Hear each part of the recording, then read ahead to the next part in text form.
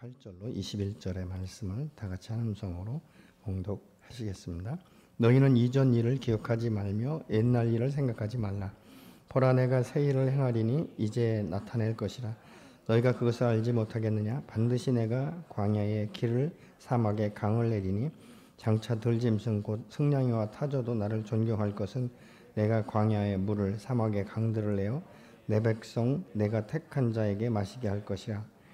이 백성은 내가 나를 위하여 지었나니 나를 찬송하게 하려 함이니라. 아멘. 하나님께서는 이스라엘 백성들을 선택하시고 조건 없이 사랑을 해주셨습니다. 비록 그들이 죄를 짓고 우상을 숭배하고 또 율법을 어기고 타락했음에도 불구하고 때로는 심판으로 그들을 이제 징계도 하시지만, 그럼에도 불구하고 가슴을 쓸어내리시면서 또 다시 찾아오셔서 다시 세워주시고, 내가 너희를 사랑한 줄을 어떻게 해야 너희가 알겠느냐라고 말씀하시는 이 하나님, 너희가 과거에 묶이지 말고 이제는 새 일을 행하는 나를 바라보라고 말씀하시는 이 주님의 놀라운 사랑과 은혜는 오늘도 변함없이 저와 여러분에게 전수되어 가는 줄로 믿습니다. 하나님은 사실은 이 창조 때부터 우리를 특별히 당신의 형상으로 지으셨고, 우리를 얼마나 끔찍하게 사랑하시는지 사실은 나를 나보다도 더 잘 아시고 나를 나보다도 더 귀하게 여기시는 분이 우리 하나님이신 줄로 믿습니다. 여러분, 오늘 또 어저께도 여러분 뉴스를 들어서 알겠지만 참 인생이 얼마나 허무하고 이 세상의 것들이, 권력이 얼마나 참 보잘것없는 건지 우리가 다시 한번 느낄 수 있는 기회가 되지 않습니까? 아무리 높은 위치에 있다 할지라도 순간에 이 잘못된 선택이 자기의 생명을 앗아가는 이런 결과를 가져오는 것들을 보면서 참 우리가 아픈 그런 그 모습들을 볼 수 있는 것은, 그에게 하나님의 생명이 있었다면 과연 그런 결과를 선택했을까, 우리가 다시 한번 생각해 보게 되는 것이죠. 하나님께서 나를 어떻게 사랑하셨는지 그럼 어떻게 표현할 수 있는가? 이제 이 신약시대 때 사는 사람들은 예수 그리스도를 내어주시기까지 사랑하신 하나님의 사랑을 보면, 하나님의 사랑이 이런 것이구나 라는 것들을 우리가 경험하고 있지 않습니까? 내가 무엇이간데 나를 그렇게 사랑하셔서 당신의 독생자 예수, 죄 없는 그분이 이 땅 가운데 성육신 하셔서 오셔서 내 죄를 대신 담당하고 십자가에 처절하게 죽으시면서도 자기의 생명을 아낌없이 내어주시며 정말 하나님을 원망하지 아니하고 그 말씀 앞에 순종함으로 그 수많은 사람들이 영원한 생명의 길을 여는 이 길이요 진리요 생명 되신 예수 그리스도를 우리에게 부어주신 것 하나만 생각해도 하나님이 나를 얼마나 사랑하시는지를 우리가 깨달을 수 있게 되는 것 아니겠습니까? 그러면서 말씀하시는 것이죠. 내가 대신해서 다른 사람들 너에게 주었다, 이렇게 지금 말씀하고 있는 것은 뭐냐면, 내 생명을 대신하여, 이 말씀은 내가 너를 사랑하기 때문에 절대 내가 너를 포기할 수 없다라고 지금 말씀하는 메시지예요. 내가 너를 포기할 수 없기 때문에 이 세상에 무엇을 준다 할지라도 내가 아낌없이 내어주겠다라고 말씀하시는 이 하나님의 이 놀라운 사랑과 은혜를 우리는 얼마나 기억하고 사느냐는 것입니다. 인간적으로 보면 수십 번, 아니 수천 번이라도 내쳐버릴 수밖에 없는 그런 상황임에도 불구하고 하나님 한 번도 우리를 애면하신 적이 없고, 우리가 죄를 범하고 하나님을 떠날 때, 우상을 섬길 때마다 정말 가슴을 찢는 그 고통 가운데도 인내하시고, 어떻게 하면 내가 이 영혼을 다시 내게로 돌려올 수 있을까, 원수의 손에서 뺏어올 수 있을까, 이것을 생각하고 계획하셨던 이 하나님, 여러분, 우리를 향해 가슴을 아리를 계속하시는 이 하나님, 이 놀라운 사랑, 이 한량없는 이 사랑을 받으면서도 우리가 하나님의 말씀 앞에 별 관심이 없었다는 것이죠. 이스라엘 백성들은 하나님의 마음을 전혀 알려고도 하지 않고 알고 싶어 하지도 않고 그대로 이 순종하지도 않는 이런 모습을 보는 것입니다. 그러면서 하나님께서 말씀하시는 것이죠. 이 이사야서 43장 22절을 보시면 이렇게 말씀합니다. 그러나 야곱아, 너는 나를 부르지 아니하였고 이스라엘아, 너는 나를 괴롭게 여겼다, 이렇게 말씀하고 있어요. 하나님이 그렇게 한량없이 사랑하는데도 불구하고 너는 나를 돌아보지도 않았다, 사랑하지도 않았다라고 말씀하고 있지 않습니까? 나를 부르지도 않았다, 이렇게 지금 말씀하고 있어요. 그러면서 오히려 그 관계로 인해서 내 마음이 얼마나 괴롭고 고통스러웠는지 지금 이사야 43장 22절을 통해서 말씀하고 있는 것입니다. 하나님은 항상 그러면서도 불구하고 이스라엘을 향하여 너는 보배롭고 존귀한 나의 아들이다, 나의 선민이다, 내가 택했다라고 이 말씀하시는 이것을 보는 것이죠. 나를 괴롭게 여긴다는 말은 내가 기진맥진했다, 이런 의미를 가지고 있습니다. 하나님에 대한 희망도 기쁨도 다 잊어버리고 예배가 예배다운 예배가 아니라 형식적인 예배를 드리는 그들의 그 모습을 보면서 역겨울 정도로 아픔이 가져셨던 이 하나님. 그래서 그들의 제사는 정성이 없었고 형식적인 예배였기 때문에 때로는 제물도 없이 아무런 준비도 없이 그냥 몸만 가지고 나왔다라고 지금 하나님이 말씀하는 것입니다. 오늘날 우리의 예배가 어떤가? 여러분은 예배에 나올 때 정말 준비된 마음을 가지고 나오십니까?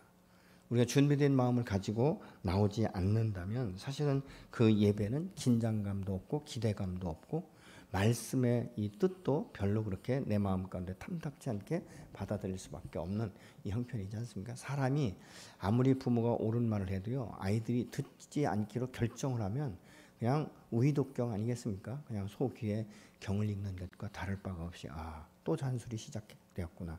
이번에는 몇 분짜리일까? 이 생각하지 않습니까? 옛날에 어떤 분이 그러더라고요. 나중에는 할 게 없으니까 그 방바닥에 줄무늬를 셌다는 거예요. 몇 개인지. 계속 부모님 말씀하시는데 그만큼 오늘날 우리가 하나님 앞에 머물러 있고 하나님의 말씀을 묵상하고 하나님의 말씀을 들을 때 사실 나는 그 말씀 앞에 집중하고 있는가, 우리가 다시 한번 생각해 봐야 되지 않겠습니까? 하나님 이스라엘 백성들을 향해서 이사야 43장 11절에 나 곧 나 여호와라, 나 외에 구원자가 없다라고 말씀하고 있어요. 하나님은 자신을 이스라엘의 구속자시며 이스라엘의 창조자시며 왕이라고 자신을 소개하고 있어요. 난 너의 왕이고 난 너의 창조자고 나는 너의 구속자다, 이렇게 말씀하고 있는 것입니다. 하나님은 오늘 또 당신의 영광을 위해서 우리를 부르셨고, 그래서 10절에서는 너희는 나의 증인이다, 이렇게 말씀하고 있어요. 여러분, 증인은요, 이 재판석상에 있어서 굉장히 많은 이 결정에 영향력을 주는 사람이 바로 증인입니다. 증인은 그렇기 때문에 보고 들은 것을 이야기하는 것이, 내 생각을 이야기하는 것이 증인이 아니지 않습니까? 그런데 하나님께서 말씀하시는 것이죠. 정말 하나님을 돌아보지도 않고 하나님의 이름을 부르지도 않는 이스라엘 백성을 향하여 너희는 나의 증인이다, 이렇게 말씀하고 있는 것이죠. 어떻게 보면 참 인간적으로는 어처구니 없는 얘기예요. 너무 기대감을 갖고 있는 것이죠. 우리가 때로는 이 주변에서 자녀들에게 이 부모들이 희망을 가지고 믿음으로 이렇게 선포하고 있지만 자녀들이 그거에 대해서 아랑곳하지 않을 때 그 허망함이 얼마나 많겠습니까? 그럼에도 불구하고 하나님 한 번도 우리를 포기하지 않고, 그럼에도 불구하고 너는 나의 증인이다, 내가 너를 통해서 영광 받기를 원한다는 이 말씀, 이 메시지는, 그 마음은 한 번도 변하신 적이 없는 것입니다. 하나님이 우리를 구원하실 때, 우리를 선택하실 때부터 그 목적은 증인으로 세우기 위한 것이에요. 그래서 정말 나의 구원의 문을 열어서 하나님의 자녀 삼아주셨고, 이 구원의 큰 기쁨을 증거하는 삶. 그래서 우리가 복음의 증인이 될 때 우리가 기쁨이 있는 거예요. 그래서 내가 그를 위해서 눈물 뿌려 기도하고, 그래서 요즘에는 또 이렇게 전도 대상자를 할 때 175가 있더라고요. 한 친구를 구원하기 위해서 하루에 몇 번씩 기도해야 된다, 이런 이제 신종 용어가 나오기도 했습니다. 그러면 증인이라는 것은 무엇을 어떻게 우리가 증거해야 되는가? 14절에 보니까 너희의 구속자시며 이스라엘의 거룩한 여호와가 말하노라, 너희를 위하여 내가 바벨론에 사람을 보내 모든 갈대아 사람에게 자기들이 연락하던 배를 타고 도망하여 내려가게 하라, 이렇게 지금 말씀하고 있는데요. 이스라엘의 거룩한 이 구속자이신 여호와께서 지금 말씀하기 시작하는 것이죠. 바벨론의 사람들을 보내서 모든 갈대아 사람들이 자기들이 타고 왔던 배를 타고 주랑양치게 만들겠다라고 지금 말씀하고 있는 것이죠. 그래서 하나님께서는 이런 방법을 통해서 이스라엘을 구원하시는 것을 보는 것이죠. 내가 얼마나 너희를 구속하기 위해서 이런 방법을 쓰고 있는지, 이런 것에 대해서 구체적으로 지금 말씀하고 있는 것이죠. 그동안 유다 백성들은 하나님의 그 이스라엘의 구원자이신 이 하나님을 더 이상 함께 하지 않는 줄 알았어요. 왜냐하면 하나님이 계시다면 어떻게 우리가 이 선민인데도 불구하고 외방 이방인들에 의해서 무참하게 예루살렘 성전이 파괴되고 예루살렘 성벽이 무너지게 하고 어떻게 포로로 잡혀가게 하고 노예의 삶을 살게 할 수가 있는가? 이것은 말도 안 된다라고 지금 생각했던 것이에요. 하박국 선지자가 북이스라엘이 멸망하고 남유다가 위태로운 가운데 있을 때에도 하나님 앞에 그렇게 항변하듯이 부르짖었다라고 제가 함께 나누지 않았습니까? 그렇게 부르짖어도 대답이 없는 거예요. 그러니까 이스라엘 백성들의 마음 가운데 자기들의 죄에 대해서 회개할 생각은 안 하고 하나님은 우리를 돌보지 않는다. 하나님은 이미 우리를 버렸다라고 생각하는. 그러니까 더 이상 하나님을 찾지도 않고 하나님을 나오지도 않고 예배자로 서지도 않는 이런 그 모습을 우리가 볼 수 있게 되는 것이죠. 그래서 이 사람들의 마음 가운데는요 이런 마음이 있어요. 나는 그렇게 하지 않더라도 나를 지키시는 분은 당연히 나를 지켜준다라는 이 잘못된 생각을 하고 있는 거예요. 근데 여러분 우리가 자식을 아무리 사랑해도 이 잘못된 것을 잘못됐다라고 말할 수 있는 부모가 사실은 좋은 부모예요. 그럼에도 불구하고 항상 감싸고 그럼에도 불구하고 무조건 보호하고 내가 너의 인생은 책임지겠다라고 말하는 이 부모가 좋은 부모는 아니라는 것이죠. 죄는 인정하게 하고 대신 그에 대해서 구속, 그에 대해서 내가 보상할 것은 보상하는 것. 그것이 바로 진정한 부모가 되는 것이죠. 16절로 17절에 보니까 하나님을 통해서 하나님의 그 구원의 길을 어떻게 내셨는지 그것에 대해서 구체적으로 말씀하고 있는데요. 나 여호와가 바다 가운데 길을 큰 물 가운데서 지름길을 내고 병과 말과 군대의 용사를 이끌어내어 그들이 일시에 엎드러져 일어나지 못하고 소멸하기를 꺼져가는 등불같이 했다라고 말씀하고 있죠. 여러분이 꺼져가는 등불은 그냥 기름이 많으면 그냥 꺼져가는 것이죠. 아니면 풍전등화라는 말이 있지 않습니까? 바람이 세면 불꽃이 그냥 죽어질 수밖에 없는 것이죠. 뭐 요즘은 전기불이니까 그런 염려가 없지만 이전에는 다 호롱불이지 않습니까? 그냥 바람만 세게 불어도 꺼져가는 이런 그 모습을 우리가 볼 수 있는데 이 사건은 뭐 여러분들이 제가 설명하지 않아도 잘 아시지 않습니까? 출애굽할 때 이 홍해를 육지같이 가르신 이 하나님의 역사 그리고 그 뒤에 따라오던 이 바벨론의 모든 이 병거들이 모든 군사들이 그냥 수장되어지는 이런 그 모습들을 지금 말씀하고 있는 것이죠. 사실 이스라엘 백성들이 이 그 애굽에서 노예 생활을 할 때요 자기들이 자유인이 될 것에 대해서는 아마 상상조차 못했을 거예요. 왜냐하면 자기들의 힘과 이 능력으로는 도저히 숫자가 아무리 많아도 군사 훈련을 받지 않았고 그들의 영적인 지도자들이 별로 없었기 때문에 이 완전한 이 자유인이라는 건 생각하지 못하고 현실적으로 이 어려운 문제만 해결될 수 있는 리더만 나와도 우리는 참 행복하겠다라고 생각했을 것이에요. 근데 하나님께서는 그 이상의 것들을 말씀하고 있지 않습니까? 400여 년 동안 종살이던 그 애굽에서 완전한 자유를 주게 하시는. 그래서 이 모세라는 지도자를 통해서 10가지 재앙을 통해서 결국은 마지막에도 그 아주 말로 표현할 수 없는 악독한 바로가 무릎을 꿇을 수밖에 없도록 만드시는 이 사신 하나님, 그 전능하신 하나님이 어떻게 역사하셨고 어떻게 자기들의 인생을 정말 노예에서 완전한 자유인으로 풀어주셨는지 한 가지만 생각을 해도 아마 그렇게 하나님 안에서 변질된 이 신앙생활을 할 수가 없을 것이에요. 근데 이런 것들을 다 잊어버리니까 이 광야에서 조금만 불편하면 원망하고, 그래서 이 홍해 앞에서 이런 이야기도 하잖아요. 아니 애굽에 매장지가 없어서 우리를 결국 이렇게 데리고 나와서 여기서 죽게 하는가, 이렇게 모세에게 질문하는 이 모습들을 우리가 보게 되는 것이죠. 그러니까 인간의 방법이 아니라 하나님은 하나님의 방법으로 구원하시겠다고 지금 말씀하셨고 또 그것을 성취하신 것에 대해서 말씀하고 있습니다. 하나님은 오늘 또 믿음의 사람을 통해서 소망 없는 세상을 향해서 소망을 선포하기를 원하시는 줄로 믿습니다. 여러분, 우리가 이 살 때 너희가 과거의 것에 묶이지 말라고 말씀하고 있지 않습니까? 이 과거의 것에 묶인다는 말은요 꼭 나쁜 것만이 아니에요. 좋은 것에도 묶이지 말라는 거예요.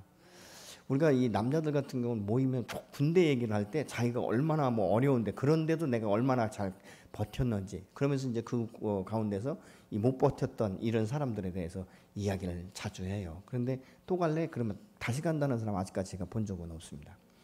그러니까 그만큼 고된 훈련 가운데 내가 어떻게 살았는지, 우리가 신앙생활 할 때도 마찬가지죠. 과거에 내가 기도하고 정말 하나님 앞에 애통하는 마음이 있었고, 그래서 하나님께서 내게 말씀하시는 것을 내가 듣고 순종할 때 얼마나 그것이 행복한 신앙생활이었는지 아는데 요즘에 이게 끊겼다는 것이죠. 그러니까 항상 옛날 이야기만 한다는 것입니다. 또 반대로 옛날에 상처받은 이야기를 계속적으로 말씀하시는 분이 있어요. 그러다 보니까 뭐냐면 미래에 대한 소망의 눈을 보지 못하는 것이죠. 새 일을 행하시는 여호와를 바라볼 수가 없는 것이에요. 왜 그렇습니까? 현실에 너무 묶이다 보니까 내가 눈을 들어 여호와를 볼 수 있는 이 마음조차도 갖지 못하는 것이죠. 그만큼 마음에 여유가 없다는 것입니다. 여러분, 두려움에 빠진 자들에게 이사야서는 분명히 말씀합니다. 두려워하지 말라. 내가 너를 도울 것이고 내가 너를 곧세게 할 것이고 내가 너를 반드시 승리케 할 것이다 라고 말씀하는데도 불구하고 사람들이 그 말씀 앞에 신뢰가 되지 않으니까 항상 힘들어하는 이런 그 모습들을 이사야를 통해서 알 수 있게 되는 것이죠. 그래서 여호와께서 말씀하는 것이에요. 오늘 본문의 18절에 너희는 이전 일을 기억하지 말며 옛날 일을 생각하지 말라. 아마 이스라엘 백성들이 이 사면 초과가 되었을 때 정말 이제 물에 빠져 죽는 것밖에 없지 않습니까? 자살밖에 없는 거예요. 사명이 다 막혔으니까 앞엔 바다니까 적에게 죽지 않으려면 그냥 바닷속으로 들어가는 거죠. 스스로. 근데 하나님께서 그때 그 절체절명의 위기 가운데 모세에게 말씀하는 거예요. 모세야, 너 손에 지팡이 들었지? 지팡이를 들고 명령해. 여러분, 이 명령할 때 사실은 뭐를 통해서 기적이 일어나는지 아십니까? 첫 발을 내딛는 거예요. 이 첫 발을 내딛는 게 모세가 바로 이 홍해를 가르기 위해서 지팡이를 들고 하나님께서 말씀하신 대로 명령하지 않습니까? 그래서 밤이 맞도록 동풍이 불어서 그곳에 바다에 길을 냈다. 근데 육지같이 건넜다라고 말하고 있죠. 근데 바로 이 이스라엘 백성들이 쫓아오던 이 애굽의 군대는 바로 그곳에서 이 수장되어지는 이런 역사를 우리가 볼 수 있지 않습니까? 또 여호수아에서 보면 요단 강물이 갈라질 때는요 몸에 꼬드는 시기였기 때문에 사실은 뚝방으로 넘치던 시기였어요. 근데 법궤를 맨 제사장들이 두려워서 발을 내딛지 않았다면 요단 강물은 갈라지지 않았을 거예요. 아마 어쩌면 오늘날까지도 안 갈라졌을 거예요. 그런데 그 법궤를 맨 제사장들이 첫 발을 내딛는 순간에 요단 강물이 탁 물줄기가 막히면서 역류하는 이런 현상이 일어나지 않습니까? 그래서 이 이스라엘 백성들이 마치 홍해를 육지같이 건넌 것처럼 이 요단강을 건너가는 이런 그 모습을 볼 수 있는데 이것이 뭐냐? 하나님 말씀할 때 계산적이고 이런 사람들은 절대적으로 첫 발을 내딛지 못합니다. 또 너무 마음이 이 여린 사람들은요, 누가 그러더라고요. 너무 소심하면 돌다리 두드리다가 돌다리 무너져서 못 건너간다는 거예요. 그러니까 우리가 하나님 말씀 앞에는 내 성품이 어떤지 간에 주님이 그렇다라고 말씀하시면 순종하는 거예요. 그러면 뭐를 보는지 아십니까? 첫 걸음을 내딛는 순간에 이전에 내가 보지 못했던 기적을 경험하는 기회가 주어지는 줄로 믿으시기 바랍니다. 우리의 삶 가운데 이런 기회를 놓친 것 돌아보면 너무 많아요. 그렇지 않습니까? 그때 주님이 말씀하실 때가 그렇게 행했더라면, 그때 주님께서 말씀하실 때가 내가 그 집을 샀더라면, 그때 순종했었더라면, 이런 그 말씀들이 많거든요. 첫 번째 순종. 어떤 분이 이런 이야기를 해요. 종수라는 학생이 있었는데 정말 공부를 잘했대요. 근데 너무 가난한 거예요. 정말 그냥 째질 만큼 가난한 그런 삶을 살았대요. 그러다가 이 서울의대에 들어가서 합격을 하고 이제는 거기서 공부를 잘해서 서울대학병원에 인턴십을 밟을 때 첫 월급을 받아오면서 아들이 이렇게 얘기했다는 거예요. 어머니, 내 평생에 처음 월급을 받았습니다. 그래서 나를 기르기 위해서 어머니가 얼마나 많이 수고하셨는지 내가 알기 때문에 어머니 이거 자유롭게 쓰시고 백화점에서 옷도 좀 사 입으시고 맛있는 고기도 드세요. 그랬더니 어머니가 이 아들을 종수를 붙들고 이렇게 얘기하더라는 거예요. 종수야, 우리 믿으려면 확실하게 믿자. 괜히 이 돈 때문에 우리가 서로 시험에 들지 않도록 확실하게 믿자. 그래서 천리물을 하나님 앞에 드렸다는 거예요. 근데 사실 이 종수 학생의 마음 가운데 그게 마음이 짠한 거예요. 왜냐하면 아무리 내가 하나님을 섬기고 하나님의 정말 하나님 안에서 하나님의 은혜로 내가 여기까지 왔지만 그래도 우리 어머니가 얼마나 고생했는지 이 생각을 하니까 너무 그 마음이 짠했다는 것이죠. 그런데 그 다음에 학교에 갔는데 부르더래요. 총장님이. 왜 불렀나 봤더니 너 이번에 의사 전문 그 시험에서 수석 합격해가지고 상금이 나왔다고. 그런데 자기가 첫 월급 탔을 때 배가 나왔다는 거예요. 그래서 이제 너무 기뻐가지고 어머니에게 이렇게 얘기했대요. 어머니 이제는 천열매도 드렸고 하니까 이거 가지고 쓰시라고. 그랬더니 어머니가 종수야, 역시 우리 시험에 들지 말자. 너 지금까지 학교 다니면서 이렇게 네가 공부 잘해도 이 상금을 받은 건 처음이지 않느냐. 그러니까 하나님 앞에 드리자. 그래서 이 종수 학생은 어쩔 수 없이 마음으로는 참 어머니가 쓰고 나머지를 드려도 좋을 텐데 그렇게 했다는 거예요. 근데 그게 바로 누군지 아십니까? 암의 그 전문가였던 원종수 박사라는 거예요. 그분이 그런 간증을 하셨어요. 자기는 그렇기 때문에 신앙생활할 때 이 천리물 하나님 앞에 드리는 것이 얼마나 귀중한지 어머니로부터 배웠다, 이런 얘기를 한 것이죠. 여러분, 믿음은 순종에서부터 시작되는 거예요. 믿음은 계산하는 것이 아니에요. 순종에서부터 시작되는 줄로 믿으시기 바랍니다. 나 아무것 가진 것 없어도 주님이 내 손 안에 있는 그 한 달란트 드리라고 한 달란트 드리는 거예요. 근데 우리는 어떻게 해요? 이거 한 달란트면 내가 우리 자식들이 지금 죽을 먹을 수 있는데, 이런 계산을 하면 우리는 못하는 거예요. 여러분, 내가 이 세상 가운데선 부유하지만 하나님 앞에 얼마나 인색하고 가난한 영혼들이 많은지 아십니까? 오늘 우리가 예수 믿는다라고 말하고 하나님 사랑한다라고 말하고 있지만 아니요, 그렇지 못한 경우가 너무 많습니다. 계산적이고. 그래서 우리가 기적을 보지 못하는 거예요. 여러분이 코로나19로 인해서 많은 두려움 가운데 빠지지 않았습니까? 근데 이 코로나19가 바로 종식되지 않을 수도 있어요. 어쩌면 어떤 분이 그러더라고요. 암병에 걸리면 암병을 그냥 내 몸에 붙여서 사는 거, 그게 마음이 편한 거다. 막 이 암병 때문에 몸부림치다 보면 오히려 암 때문에 내 생각과 내 마음과 모든 것들이 위축돼서 여기에 잡혀버린다는 거예요. 그냥 일상이다. 이렇게 할 때 마음의 여유가 있어 오히려 암을 퇴치할 수 있다. 이런 이제 이야기도 하시는 분들도 계세요. 여러분, 우리가 세상적인 것으로 내가 어떻게 하면 더 잘 살 수 있을까요? 이거 생각하다 보면 하나님을 생각할 겨를이 없어요. 아무리 채워도 우리의 탐욕, 우리의 이 탐심은요, 끝이 없는 것을 우리가 볼 수 있지 않습니까? 어떤 때 보면 막 없어서 전전긍긍하는데요, 다른 사람에 비하면 굉장히 부자예요. 근데 그 이상을 요구하니까 자꾸 문제가 되고 마음에 편안함이 없는 이런 것을 우리가 볼 수 있는 것이죠. 여러분, 옛적 일은 그 옛적 그 기억 속에 묶이지 말고 새 일을 행하실 일들을 기대하라고 지금 말씀하고 있는 거예요. 여러분, 예수 믿는 사람은 하나님을 통해서 새 일을 행하실 그분에 대한 기대감이 있어야 될 줄로 믿으시기 바랍니다. 하나님은 오늘 내게 어떤 새 일을 행하실까? 하나님은 오늘 어떻게 내게 새로운 말씀을 주실까? 여러분, 말씀을 묵상할 때도 이 말씀의 뜻이 무엇인가, 이것도 중요하지만 이 말씀을 통해서 하나님은 오늘 내게 행하실 일이 무엇인가를 우리가 생각하는 것, 그것이 우리를 새롭게 터치하는 것 아니겠습니까?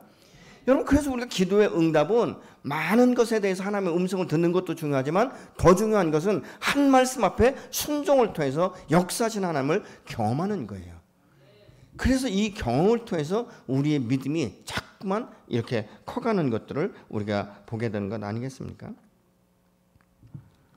그래서 어떤 사람들은 늘 과거에 묶여 살다 보니까 새 일을 행하실 하나님에 대한 기대감이 없는 거예요. 그렇게 평생 살다가 가면, 여러분, 나중에 우리가 천국에 가면 주님이 분명 보여주실 것 같아. 너 이때 내가 너에게 기회를 줬어. 내가 이때 너를 불렀어. 내가 너 이때 너를 세우기를 내가 원했어. 그게 결국은 뭐예요? 내가 순종하지 않아서 그것을 취하지 못하는 것이죠. 여러분, 이렇다면 사실 얼마나 억울하겠어요. 그러면 아마 어떤 분들은 그럴 거예요. 나 다시 내려갔다 왔으면 좋겠다. 근데 다시라는 건 없지 않습니까? 어제를 내가 다시 오늘로 돌려놓을 수는 없는 거예요. 그렇다면 과거에 묶일 것이 아니라 오늘은 내일을 향한, 미래를 향해서 내가 어떻게 살 것인가. 여러분, 그래서 우리가 예수 믿으면 가능하면 긍정적인 선택을 하시는 것이 축복이며 은혜인 줄로 믿습니다.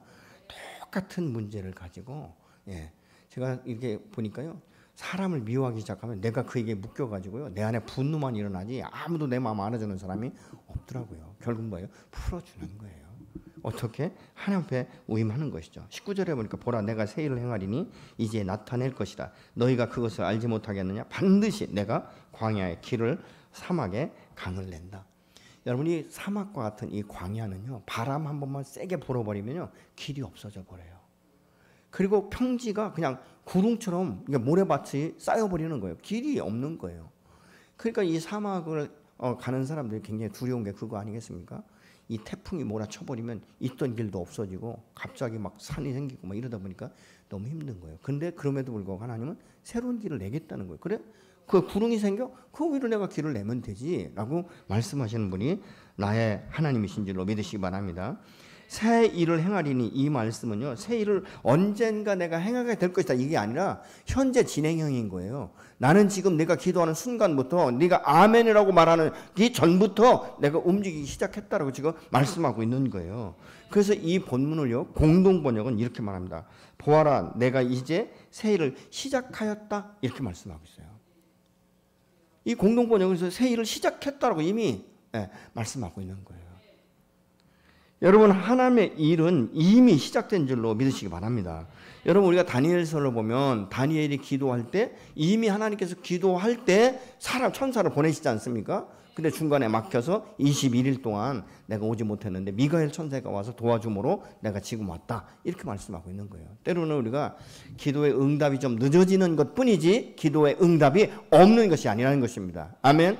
그렇기 때문에 기도하다가 유산시키지 말라는 거예요. 끝까지 하나님께서 이루시는 것을 보는 그 순간까지 여러분이 믿음으로 믿고 구한 것은 받은 줄로 여기라고 말씀한 것이 바로 그거예요. 내가 믿음으로 시작했냐? 그렇다면 내가 너의 믿음을 보고 너가 그 순간부터 내가 이 일에 대해서 개입할 것이고 이 일은 내 때가 되면 반드시 이룰 것이라고 말씀하시는 분, 그분이 바로 저와 여러분의 하나님이신 줄로 믿으시기 바랍니다. 그러면서 말씀하시지 않습니까? 너희가 그것을 알지 못하느냐? 이미 하나님이 움직이고 계시면서 이미 이 성령의 바람이 일어나면서 축복을 드러내는 것들을 내가 드러나고 있는데 왜 그것을 내가 보지 못하느냐라고 말씀하고 있는 거예요. 근데 왜 우리가 보지 못하는가? 현실이 너무 답답한 거예요. 현실의 문제가 너무 커 보이는 거예요. 그러다 보니까 하나님이 행하시는 일들을 바라볼 시간이 없어요. 여러분, 우리가 일이 바쁘면요, 사람들이 신앙에서부터 자꾸 멀어져요. 기도하지 않아지고요. 너무 바쁘다면 기도 안 씁니다. 성경 읽는 거 자꾸 늦어지고요. 묵상 시간 뺏기고요. 그러다 보니까 하나님과의 관계가 자꾸 멀어져요. 그럼 하나님과의 관계가 멀어지면 가장 먼저 오는 게 뭔지 아십니까? 나의 정체성이 혼돈이 와요. 그래서 내가 누구인지를 잘 모르는 거예요. 여기에서 또 좀 더 나가면 뭔지 아십니까? 신분과 권위에 대한 확신이 없는 거예요. 예수 믿고 구원받을 때 첫사랑의 그 구원의 간격이 있을 때 나는 하나님의 자녀다. 누가 말하기도 나는 하나님의 자녀다. 나는 지금 죽어도 나는 천국에 갈 수 있다라고 말하고 있는데 이 신앙생활하면서 시간이 가고 세월이 흐르면서 하나님과의 관계가 자꾸 묘연해지면 과거에는 내가 그랬지라고 말하는 분들이 너무 많아요. 저는 목회를 수십 년 동안 하면서 임종예배 드릴 때 가장 가슴 아픈 게 뭐냐면 예수 손 붙들고 천국 가세요. 아멘. 그러면 가봐야 알죠. 여러분, 이게요 정말 목회자들의 이 마음을 얼마나 많이 무너뜨리는지 몰라요. 어떻게 무너진지 아십니까? 내가 그동안 이 집사님에 대해서 뭘 가르쳤나? 내가 이 집사님에 대해서 무엇을 내가 돌봤나? 무슨 목회를 내가 했나? 이 상실감이요 말도 못하게 오는 거예요. 여러분, 천국은요 예수 믿고 구원받았으면 가는 겁니다. 아멘. 내가 신앙생활 개똥같이 했어도 천국은 갈 수 있는 거예요. 근데 우리가 개똥같이 신앙생활하면 우리가 보지 못하는 게 뭐냐? 하나님의 기적을 보지 못하는 것이죠. 하나님의 언약을 성취하는 경험이 없는 삶을 살아가는 거예요. 그러니까 부끄러운 구원을 받을 수밖에 없다는 것이죠. 여러분, 코로나 바이러스는 아까도 제가 서두에 말씀드렸지만요 금방 안 끝날 수 있습니다. 이것이 우리의 삶 가운데 그대로 인식되어서 우리가 조심하면서 이렇게 같이 달고 갈 수 있을지도 몰라요. 또 코로나 바이러스가 종식된다 할지라도 또 새로운 바이러스가 얼마든지 일어날 수 있지 않습니까? 앞으로는 아마 왜냐하면 이 모든 기후가 다 바뀌기 때문에 지금 그렇지 않습니까? 이 남극이나 북극 같은 데도 얼음이 다 녹아가지고 말이죠. 이런 이전에는 상상할 수 없었던 이런 재앙들이 지금 일어나고 있지 않습니까? 그렇다면 이 코로나가 잠식된다고 그러면 이런 바이러스가 이제는 멈출 것이냐? 아니야. 또 다른 바이러스가 얼마든지 나올 수 있다는 거예요. 항상 백신이나 모든 치료제는 항상 후순위지 않습니까? 뭐가 생길 때 그 다음에 따라 나가지 예방적인 차원에서 이런 바이러스가 생길 것이다라고 해서 예방적으로 약을 만드는 경우는 거의 없습니다. 이런 그 부분을 볼 수 있다는 것이죠. 그럼 뭐가 문제냐? 모든 사람들이 위축되어 있다는 거예요. 예수 믿는 사람이든 예수 믿지 않는 사람이든 다 심령이 지금 위축되어 있고 두려워하는 거예요. 그러다 보니까 이 믿음의 공동체가 이제는 가족 공동체로 돌아가는 것이죠. 예배도 가족이 집에서 예배를 드리게 되고 이렇게 하다 보니까 자꾸 사람들이 소극적으로 되는 거예요. 그러면 집에서 마음껏 부르짖을 수 있는가? 또 막 집에서 소리치면서 싸우는 줄 알잖아요. 요즘에 또 그래가지고 아래 위층에서 또 인터폰 오고 이러지 않습니까? 며칠 전에 제가 보니까 막 우리 위층에서 얼마나 날지 새벽 2시에 막 난리를 치는데요. 누구 살고 죽는 줄 알았어요. 그래서 그 아줌마인지 뭐 아가씨인지 모르지만 아침 8시만 되면 어김없이 청소기를 돌리는데 청소를 얼마나 세밀하게 하는지 아주 그 청소기 돌리는 막 박박 문지르는 소리가 막 아래층에서 너무 많이 들리는 거예요. 어떤 때는 막 짜증이 날 때도 있는데요. 청소기 돌리면 8시예요. 그러면 출근 준비하면 맞아요. 근데 그렇게 난리를 치고 나니까 그 다음 날은 청소기를 안 돌리더라고요. 그래서 무슨 난리가 난 줄 알았어요. 그랬더니 하루 건너가더니 그 다음부터 또 돌리더라고요. 그러니까 이런 층간 소음 때문에 문제가 된다는 거예요. 그렇지 않습니까? 그러다 보면 기도 소리도 작아지고 이제 아이들하고 같이 모든 식구가 같이 있다 보니까 성경을 볼 시간도 점점 줄어들고 이러다 보니까 나도 모르게 그 하나님에 대한 예배자로서의 삶의 의식들이 점점 줄어들기 시작하는 거예요. 그게 문제인 거예요. 그러니까 어떻게 해야 되는가? 뭐 예배당에 나와서 드리든 집에서 드리든 내 영혼이 살아날 수 있는 것은 말씀과 기도밖에 없어요. 그리고 또 한 가지는요.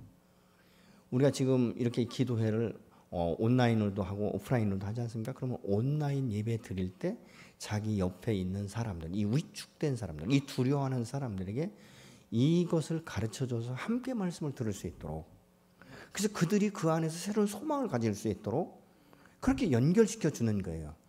아니면 내가 계속적으로 어떤 뭐 유튜브나 이런 것에서 또 묵상이나 내가 한 묵상이나 이런 것을 계속적으로 보내주면서 이 위기 가운데 당신이나 나나 똑같이 두려움은 있지만 그래도 내게는 당신이 없는 것이 있다. 그 소망이다. 하나님이 나를 지키시고 우리 가정을 지키신다는 것을 난 확신한다. 이렇게 확신에 있는 메시지를 전달해 줄 때 그들의 마음 가운데 저 사람은 우리와 다르다는 이런 생각을 하는 것이죠. 아니 이 위기 가운데 이 위축된 마음 가운데 어떻게 이렇게 담대하게 소망을 선포할 수 있는가? 이런 어떤 의문이 생기지 않겠습니까? 그러면 복음을 증거하는 것이죠. 여러분 그렇기 때문에 오히려 이 두려움이 쌓여 있는 이때 이것은 위기가 아니라 기회예요. 영혼을 구원할 수 있고 그들에게 정말 아까 말씀드렸듯이 하나님께서 나를 부르신 목적대로 내가 복음의 증인이 되어지는 것, 이것이 바로 저와 여러분의 삶이지 않겠습니까? 여러분 하나님은 오늘 또 움직이지 않는 것이 아니에요. 우리의 영적 눈이 어두워서 하나님이 일하시는 것을 볼 수 없기 때문에 그런 것이죠. 내가 기도하는 순간에 이미 하나님의 역사는 시작된 줄로 믿습니다. 하나님의 말씀을 내가 깨닫고 그 말씀대로 아멘으로 순종하는 순간부터 하나님은 운행하시고 역사하시는 줄로 믿습니다. 여러분 우리가 이 믿음의 사람들이 정말 이 불꽃같이 일어나서 기도해야 될 때가 바로 이때인 것이죠. 더 이상 얼마나 더 나빠질 것 같은가? 여러분 어떻게 생각하세요? 얼마나 더 나빠질 것 같습니까? 뭐 어저께도 보니까 뭐 이렇게 뭐 누가 이렇게 그 뭐 질병본부에 이렇게 전화로 질문하고 이런 분들도 뭐 이렇게 계시던데 보니까 그분들은 믿지 않는 분들이기 때문에 잘 몰라요. 뭐가 뭔지. 근데 그걸 모르는 사람들한테 자꾸 설명하려고 해봐야 별거 아닌 거예요. 그렇지 않습니까? 그럼 어떻게 해요? 우리 믿음의 사람들이 더 조심하면서 기도하고 오히려 그들에게 이 회복의 메시지를 전달해주고 그들 마음 가운데 안정감을 주고, 여러분 이것은 바로 전화위복의 시간이 되는 거예요. 그 영혼이 주께로 돌아올 수 있는, 회복할 수 있는 기회가 되는 것이고, 내가 하나님과 함께 더 깊은 교제 가운데 들어가기 때문에 우리가 우리의 심령이 새로워지는 것이죠. 여러분 이제는 우리가 육체적인 연약함보다는 영적인 연약함에 대해서 우리가 돌볼 줄 알아야 돼요. 내가 지금 이렇게 위축된 상태, 이 두려움 가운데 살다 보면 내가 하나님이 살아계시고 나와 함께 동행하시는 것이 분명한데도 불구하고 위축된 가운데서 하나님의 역사, 하나님의 능력을, 하나님의 전지전능하심을, 하나님의 권능을 우리가 자꾸만 위축시켜버린다는 거죠. 왜? 사용을 못하니까. 여러분 이것은 우리가 그렇게 식어질 것이 아니에요. 이제는 일어나야 되는 것이죠. 여러분 위축된 심령 가운데 성령의 충만한 임재가 임하면 마가다락방의 역사 이후에 그 놀라운 오순절 이후에 예수님의 제자들이 변화된 것처럼 얼마든지 오늘날 그렇게 될 줄로 믿으시기 바랍니다. 여러분 뭐 정부가 어떻고 이것은 자꾸 원망하고 탓하다 보면요 우리는 굉장히 이 부분에 대치 국면에 설 수밖에 없어요. 그러나 잘못된 것은 잘못됐다라고 말을 해야 되죠. 특정한 종교를 지칭하는 이건 잘못된 거예요. 그렇지 않습니까? 왜냐하면 절에서도 이런 일이 지금 일어나고 있지 않습니까? 성당에서도 이런 일이 일어나고 있어요.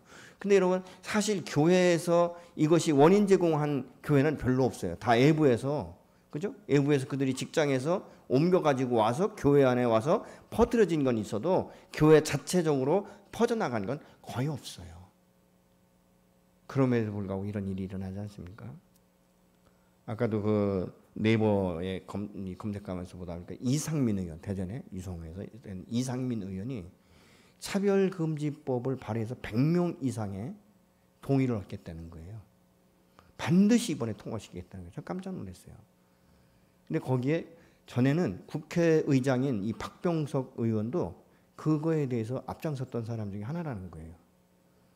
다른 지역이 아니라 이 대전 지역의 국회의원들에 의해서 이런 것들이 지금 움직이고 있다는 이 사실을 우리가 생각해 보면 어떻게 될까?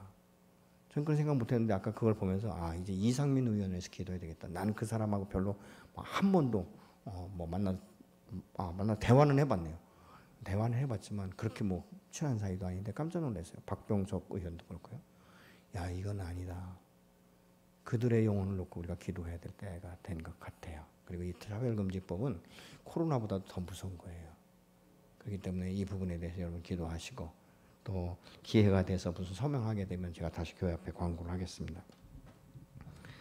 믿음의 사람은 하나님의 사람, 하나님의 자녀가 언제까지 우리가 위축되어 있을 것인가 생각해 볼 필요가 있다는 것입니다. 하나님 오늘 또 나에게 말씀을 하시지 않습니까? 어쩌면 하나님께서 오늘날 저와 여러분에게 이런 질문을 할 수 있을지 몰라요. 내가 언제까지 이렇게 위축되어 살 것이냐? 내가 언제까지 불신자들처럼 두려워만 하고 있을 것이냐라고 질문하시는 것입니다. 그렇다면 우리가 어떻게 대답할 것인가? 저희 교회도 방역 지침을 다 따르지 않습니까? 마스크 쓰고 하고 어이없는 일들이 너무 많죠. 마스크 쓰고 기도하는데도 큰 소리 하지 마라. 찬송도 크게 하지 마라. 성가다는 스대 연습은 하지 마라. 이런 어떤 일들이 지금 일어나고 있는데 이것을 막 따지고 하다 보면 화밖에 나지 않아요. 어떻게 해야 됩니까? 하나님 저 불쌍한 영혼들 긍휼히 여기시고 저들 안에 하나님의 살아계심을, 하나님의 전능하심을 어떤 상황 가운데로 순간적으로라도 깨달아 할 수 있도록 하나님 역사해 주십시오. 우리가 기도해야 되지 않겠습니까? 여러분 출애굽의 이 위기, 이 홍해, 이 사면초가의 위기 가운데 유일하게 모세가 하나님 말씀 앞에 순종해서 이 지팡이를 명령할 때 홍해가 갈라지면서 그 200만 이상이 되는 이 이스라엘 백성들이 육지같이 건너는 이 축복을 받지 않았습니까? 여러분 한 사람이 주님 앞에 바르게 서면 이 나라, 이 땅과 민족이 바르게 서는 기회가 되어지는 줄로 믿으시기 바랍니다. 여러분 한 사람이 서면 여러분의 가정은 변화되는 역사가 일어나고 우리 믿음의 공동체도 변화되는 줄로 믿으시기 바랍니다. 언제 하나님의 말씀대로 순종해서 첫 발을 내딛는 순간에 기적이 일어나는 것을 보게 될 줄로 믿습니다. 여러분 많은 사람들이 기도할 때 앞에 문제를 자꾸 없애달라고, 그래서 이것이 거침없이 문이 열리게 해달라고 기도를 많이 합니다. 근데 하나님은 때로는요 우리에게 그렇게 말씀하세요. 아니야, 사랑하는 딸아, 내가 함께 할 것이니까 같이 통과하자, 돌파하자.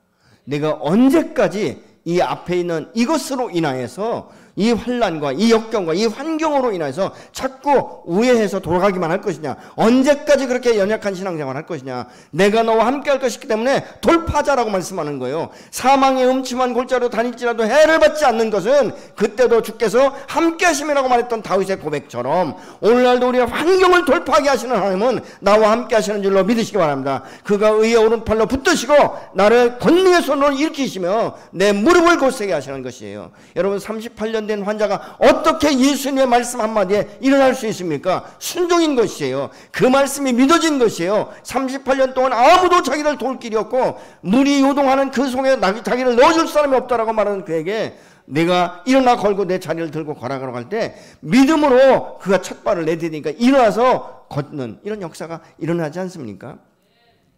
12의 혈루증 환자가 어떻게 치료를 받습니까? 믿음으로 예수님 앞에 나가 옷자락을 만지는 순간에 기적이 일어나지 않습니까? 저는 이 기적이 성경에 기록된 때만 이루어지는 것이 아니라 오늘날도 이루어지는 줄 믿으시기 바랍니다. 아까도 어떤 분이 그 무명시로 손을 치료하셨다고 말씀드렸는데 그게 믿음인 거예요. 여러분, 하나님의 역사는 오늘 또 저와 여러분 안에서 얼마든지 이루시는 줄로 믿으시기 바랍니다.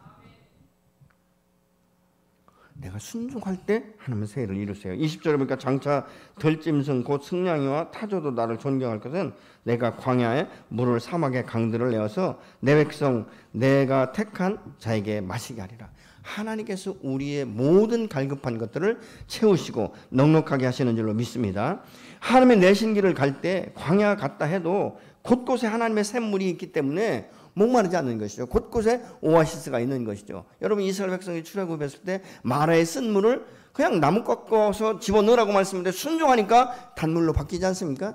이런 역사가 우리의 인생 가운데 얼마든지 오늘날도 일어나게 될 줄로 믿으시기 바랍니다. 여러분, 현실에 너무 얽매이지 말고 과거의 것들에 너무 얽매여서 미래를 보지 못하는 이런 것이 아니라 현실을 직시하면서 미래를 바라보는 저 여러분이 되시기를 예수님으로 축원합니다. 여러분, 성경에 나오는 선지자나 예언자들은 하나님의 말씀 앞에 경험되지 못한 일들을 믿음으로 선포하는 거예요. 그러니까 그대로 이루어지는 것들을 우리가 볼 수 있지 않습니까? 지금 아무리 힘들고 어려워도 믿음을 우리가 잃지 않는, 그래서 우리가 하나님 앞에 수많은 이 원수와 적들이 있고 수많은 견고한 성이 있다 할지라도 위축될 것이 아니라 다음 대함으로 하나님을 바라보고 부르짖는 순간부터 하나님이 풀어주시는 줄로 믿고 함께 나가 승리하는 저와 여러분이시기를 예수님으로 축원합니다. 여러분, 하나님은 오늘 또 당신을 신뢰하는 믿음으로 구하는 자들의 기도를 기뻐 받으시면서 기도하는 순간부터 움직이시는 줄로 믿으시기 바랍니다. 아멘. 그래서 여러분, 우리가 기도할 때는 기대감이 있어야 돼요. 하나님 오늘 또 내 기도를 들으신다. 하나님 오늘 또 내 편이 되셔서 나와 함께 동행하신다. 하나님은 이 환경, 이 환난, 이 역경을 반드시 통과하게 할 것이다. 아멘. 여러분의 현재의 문제는 하나님이 책임지시고 여러분의 신뢰하는 믿음으로 첫걸음을 내딛는 순간부터 움직이기 시작하시는 줄로 믿으시기 바랍니다. 아멘. 그렇다면 이 시간 우리가 그렇게 기도하고 싶습니다. 하나님, 내 믿음 없는 것을 불쌍히 여기시고 이제부터는 당신의 말씀 앞에 아멘으로 순종할 때 첫 발을 내딛는 믿음의 승리자가 되게 하여 주옵소서. 수많은 기회를 더 이상 낙태시키지 않게 하시고 하나님, 이제는 그 기회를 내가 사는 기적을 경험하는 산 증인의 삶이 되게 하여 주시옵소서. 함께 기도하시겠습니다. 전능하신 아버지, 감사합니다.